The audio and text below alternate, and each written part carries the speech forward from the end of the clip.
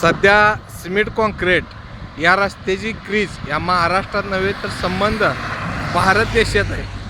आणि सिमेंट कॉन्क्रीटमुळं काय होतं काय नाही ह्याच्याबद्दल मी बोलण्यासाठी सचिनराव यादव सर्वांना मनपूर्वक जय जिजाऊ मित्रांनो. आवर्जून व्हिडिओ बघा.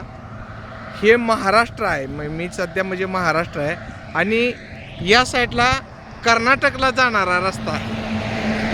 कर्नाटकमध्ये हा रस्ता जातो आणि हा रस्ता महाराष्ट्रात जातो.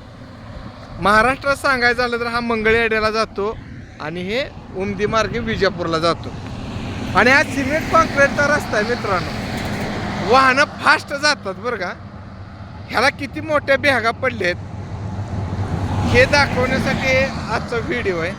एक 50च्या पिन नसेल तर ह्याच्यात गाडी आदळली तर काय होत बघा. ही वाहनं अशी फास्ट जातात बघा. आता ही समोरनं गाड्या आली ह्याच्यात सुद्धा गाड्या स्लिप होतात. हे बघा कसले खड्डे पडलेत. अक्षरशः ह्याच्यात आमच्या समोर एक गाडी पडली. आम्ही त्याला उचलून पुढं दवाखान्यात पाठवलं. बघा ही रस्त्याची अवस्था. समर्थ एक मिनिट. हे बघा रस्ते.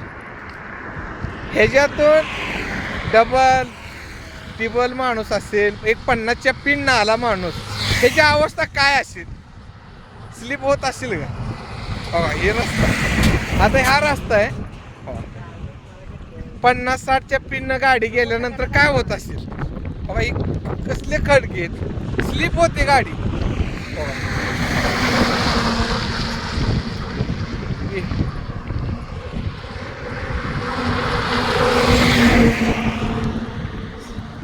पूर्ण रस्ता बाद झालेला आहे बघा. अजून पुढं तुम्हाला दाखवतो या साईडनं.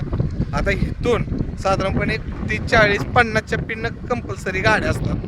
काय याच्यामध्ये जर गाडी गेली पूर्ण पुढचं चाक बघा ह्या खाचात बसतंय. खाचात बसतं. आता ही गाडी काय कशी न्यायची बघा.